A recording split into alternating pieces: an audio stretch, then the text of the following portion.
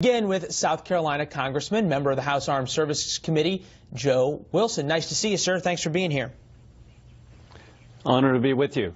You think about this, and for so long since 9/11, we focused on al-Qaeda, Osama bin Laden. Now we're focused on ISIS. Is that really the right focus, or should we be focused on North Korea, Iran, China, and Russia?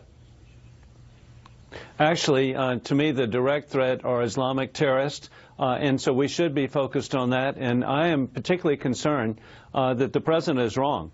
There's a greater spread of Islamic terrorism today than ever across North Africa, from Algeria, throughout the Middle East, throughout South Asia, all the way to Indonesia, into the Philippines. The American people are at risk, and I sadly say that wherever there's a safe haven for Islamic terrorists, we need to act. We need to protect the American people.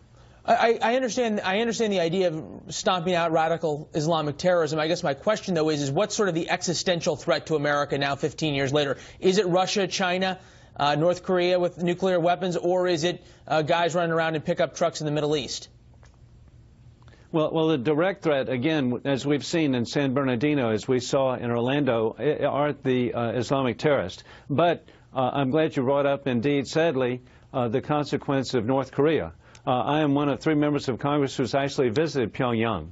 It is a disaster for the people who live there. It's heartbreaking to see the people live under the conditions of the communist dictatorship. And so to divert attention, what we have is a dictatorship that has put the people of South Korea and Japan and America at risk. And the president is not taken seriously. He has said that we would not allow North Korea to become a nuclear country. Well, they are.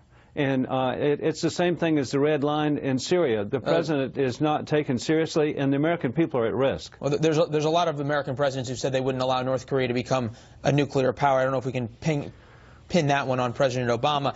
At some point, though, that in terms of what President Obama has said all along, every time there's a nuclear test or some massive provocation by Pyongyang, he gets up and he issues a statement. He says there's going to be more sanctions. We're going to work with our international partners. And the North Koreans really don't seem to care. If anything, it kind of emboldens them. Why do you think that is? Because they don't take it seriously. And the way to respond, we already know, is peace through strength. Ronald Reagan was correct. If we have a strong military, we know that that would chill the dictator in Pyongyang. And so we need to rebuild our military. We need to understand that it's strength that our enemies around the world understand. And we need a strong military, one that respects military families. And sadly, the legacy of our current president is wrong. Interesting tweet from Bret Stephens of the Wall Street Journal, and I thought this was important to note as we talked about the North Korean test. He said, why do we assume that a North Korean nuclear test is not also an Iranian nuclear test? We know about the cooperation between the Iranians and the North Koreans, yet it is something we do not hear about from either our military or especially from the White House or National Security Council.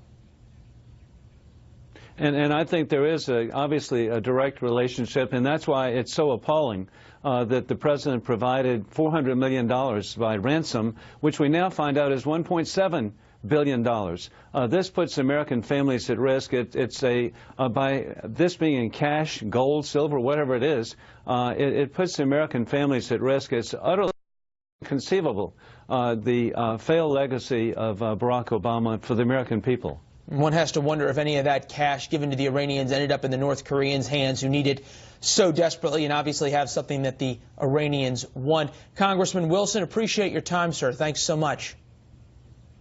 Thank you.